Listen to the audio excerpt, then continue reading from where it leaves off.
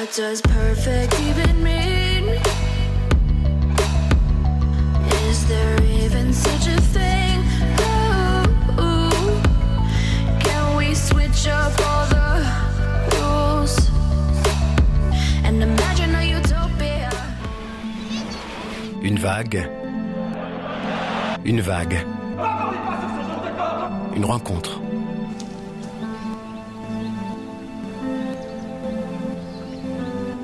Une rencontre. Une envie.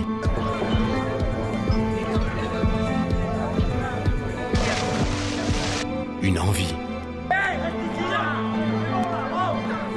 Un coup de tête. Un coup de tête.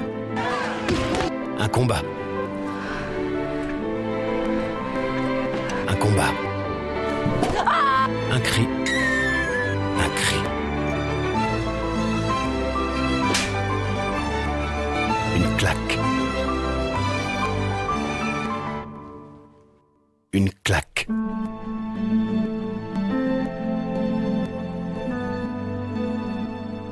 I love it. I love that advertisement. It's coming from Publicis. It has like 25 years. It was for Orange, long time ago. That's probably the one I like the most. And what I like the most, beyond the fact that it's a very interesting way to look at words, right? The context make the words completely different meaning. But I particularly like this picture, this moment, those two guys. La claque. I like it because I can really feel how they're feeling for the moment right now. Like this moment where things stop, like your clock stops ticking. There's Johnny Ive, the iconic designer from Apple. He has a very nice way to call it. He says, it takes the air from the room. It just stops. And it can be a very pivotal moment for a lot of people.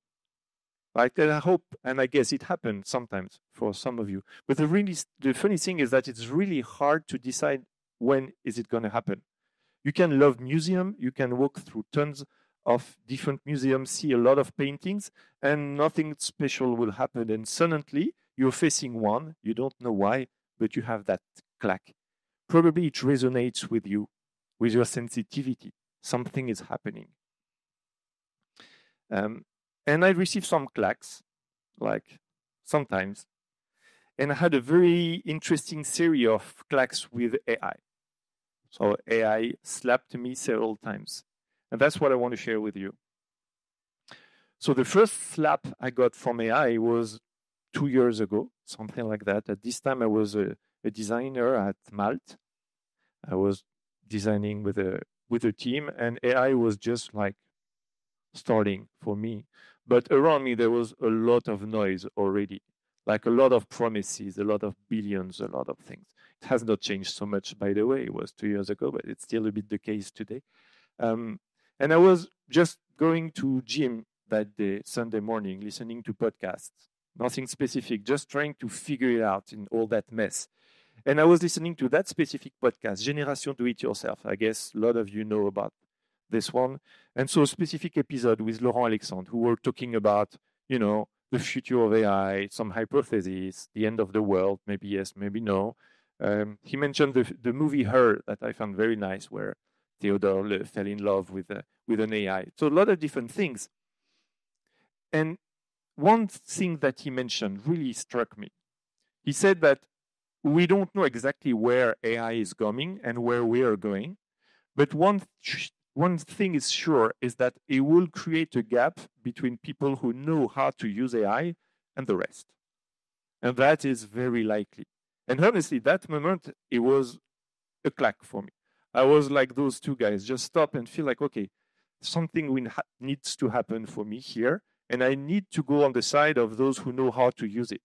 I don't know what I'm going to do exactly. It's a long journey. I'm a designer. I don't know what to do with AI, but I need to be on that side for me, but also to be able to influence. So staying on the sideline of AI was not an option anymore. I need to get there, but that's a journey. And as I started the journey, and I was looking back right now, I realized that my journey looked a little bit like the Dunning-Kruger effect. Are you familiar with the Dunning-Kruger effect? Some of you? Yes, I see some head. Dunning-Kruger effect is an interesting thing.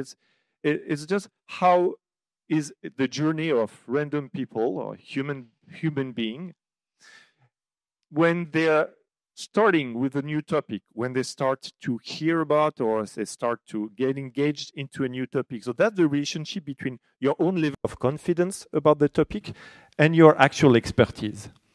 And the funny thing is, it's not a straight line that the more you expert, the more you get confident. That's not how it works. You start first with a peak. And so you know very few, but you're very confident rapidly that you're very good and you know everything, right? And that's what Dunning-Kruger calls the Malt stupid. You feel very high, but actually you know nothing. Some people would get there and stay here, and they will continue being sure that they know everything, even though if they're not developing their knowledge. But for the people who wants to get more and improve, then they will fall very fast into the valley of despair. And that's a very interesting moment where you're getting better, but actually you realize you know nothing. And there's a lot of people that get stuck here, even lost in the valley. And if you continue working, if you continue exploring, if you give a second chance or a third chance, then maybe you will reach that plateau of knowledge, which is a kind of a fair balance between how much I know and how much I'm confident and how much I know. And I think that's a little bit the roller coaster journey I went with AI. And maybe that's something you are experiencing or you may be experiencing. So when I decided to, get into AI, start finding something, I realized that finding guidance was really, really tough. I mean, there's a lot of people that are believers in AI, but much less that are actual practitioners. So you hear a lot, but when you go to concrete cases, it's actually hard. There's an infinite list of tools, right? Every week, you can have a list of the 50 tools that are absolutely mandatory to explore. And the week after, it's another list of 50. And so by the time, with all those news, with all that constant hysteria somehow, you can get paralyzed by this abundance of tools. And you don't know where to start. And you almost feel like if I start today, then tomorrow I'll be outdated. So maybe I should wait tomorrow. And again and again. So what I did, as most of us, is I just downloaded ChatGPT, right? It was, 2 years, a year and a half ago, downloaded ChatGPT. And guess what? I climbed very fast the Mount of Stupid. I was very proud at the top of the Mount of Stupid because my emails, I'm not so good into emails, in particular when it comes to English. And now I can just throw rough ideas and I got amazing emails, like Shakespeare-style email. Amazing. And sometimes you got the result and you feel like, I did that? I can't even believe I'm able to do such a thing. So I was really proud. Sorry. I was also the center of attention at the family dinner. And that's also very, very, very, very cool. Like creating some jokes live during the family dinner or answering any question. That was fantastic. And people say, oh, Tristan, you're very good using ChatGPT. Yes, yes. So the top of Mount Stupid, but I was very proud. And then by the time that I continue using it, to tell the truth, the descent was quite fast, actually. And the capacity to write Shakespeare-style email was funny at some point, but you can't use it for work, right? And to tell the truth, the content becomes a little bit flat. It's always the same. It tasted the same. So I start being like a little bit disappointed. My jokes during the family dinner was a bit less funny. Yes, Dad, we know your joke, but it's always the same. And probably the toughest one is it's very hard to use it on the professional side. So setting up holidays or a couple of things were very useful for my personal work activity, but for my work, actually it didn't work so well. So I was lost in that valley of despair. And I believe that we're a lot that are just stuck here, that we had that hype and now we're just wondering, yes, but how to make it really work for my job? And so I've been lucky enough to have a second clack. And that happened with this product. This is Dust. It's a product that, I mean, it showed me how you can connect an LLM with a specific knowledge base. Meaning suddenly, it was not ChatGPT that was tapping into the everything. It was an AI that was able to tap into a limited amount of information that I have selected. And that was the second slap. So we have Edouard that will talk about this a little bit later. Can't wait for that. There's Anaïs that will talk about that as well. I mean, it's such a huge difference that it's completely transformed the way I work, and then my efficiency boomed. That was the second slap. And so by iterating, by working with that, so suddenly I had the right connection and I started to play with it. Play. I think, honestly, playing is a very important word. It won't work suddenly. You have to practice and try. You almost need to enjoy wasting hours trying to make it work, because once it starts working, it changed my life. And I guess it will change yours. Life, I mean professional life, like acceleration. That's where my productivity exploded, to be honest. That's just some of the assistant that I could build. And I tried a lot of things. Like Remy and Tristan assistant has just connected with all the conversation I had for the last years with Remy. And he was able, to tell us what we were talking about like 5 years ago and what we just missed and the problem we have and where we're not aligned. I have a training AI that helps me to build the training, and that sometimes even goes to training and I'm not there, and he brings back some knowledge. There's so many things you can do with that. And to tell the truth, half of it, I don't use it anymore. But I first really enjoy building them, I learned, and for the rest, it saves me an amount of time that you cannot imagine. And so that's the path, that's where I went through. But it's not ended there. I received a third slap, and this one was a little bit more disappointing for me, because I was so excited.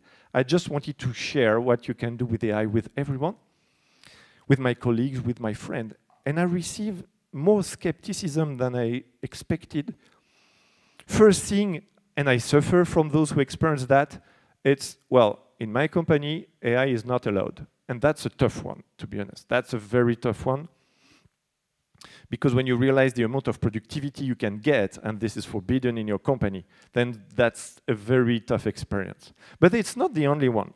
There's also a lot of people that were lost in the valley of despair, saying, yes, I tried, but I'm not sure. Sometimes I go faster by myself, so I don't want to invest time into that.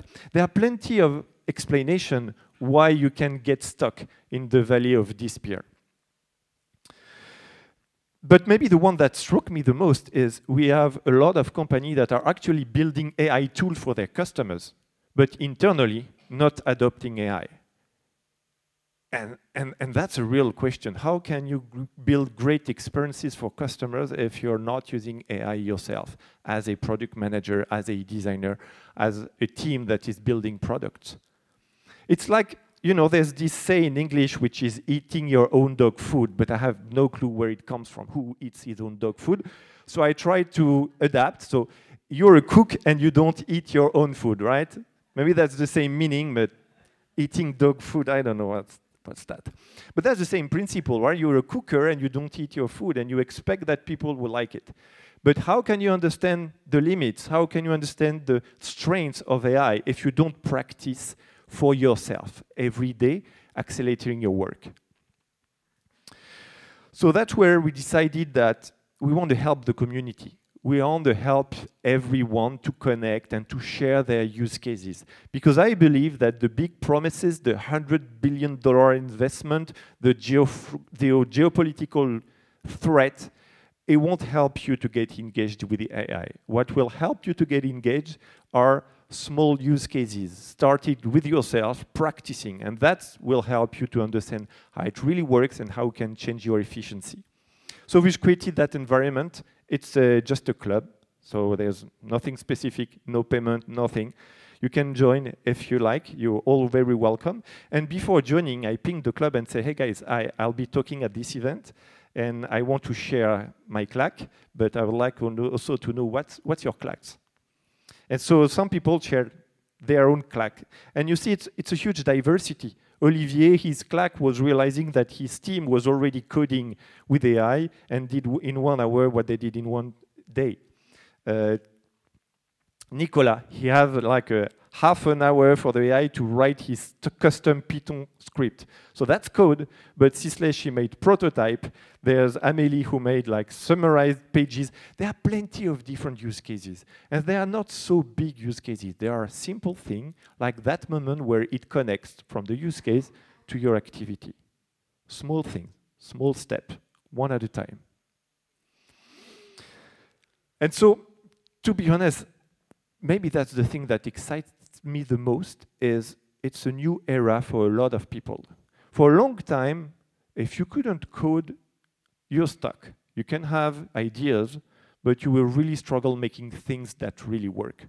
That is done. If you want to improve your work efficiency, you don't need to be a tech person. You don't need to have specific skills. You need to be curious, to be able to look at what you're doing and identify some use cases. You need to be humble, because if you would like to build a huge agent at first that will fix everything and that will provide perfect result, you will struggle. Just try small things for yourself.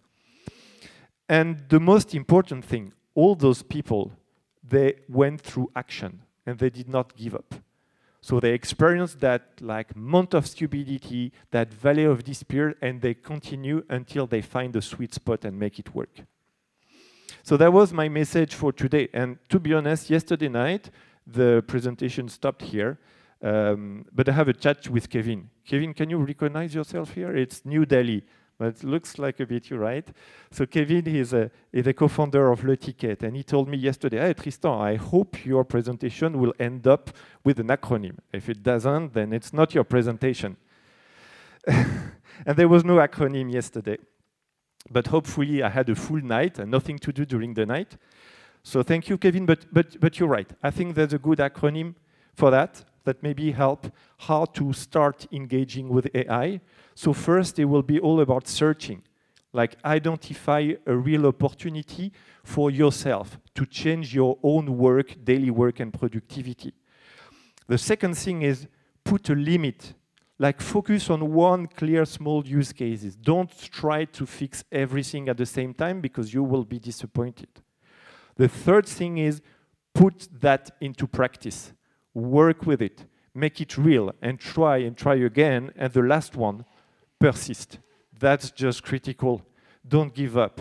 Think about the valley of despair and get there. Hope for some clacks that will help you at some point. And, you know, I think that's the perfect place for that today. I think we have an immense opportunity to meet with so many people. So I really want to thank you, Hymaia, Johan, François, and all the speakers, because I think you're creating a moment that will be an opportunity for all of us to get some clack today. So I wish you a very productive clack day today. Thank you very much.